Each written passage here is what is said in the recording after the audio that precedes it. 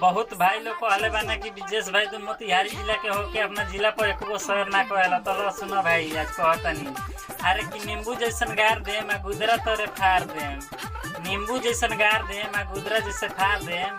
ये लाइफ के भौज जाई लोग जहिया हमनी के मोतिहारी जिला में भेटा जेबू न तो तहनी के जवानी के पानी झाड़ दे। बात बासवर की मेव गोर का करी, जवन बात बायन हरिया में अजोर का करी।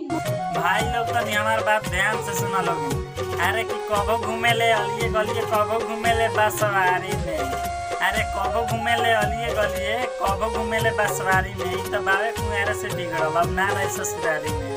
पढ़ाई कर लो कौन पढ़ाई कर लो, कॉलेज के पीछे जाई कौन पढ़ाई कर लो।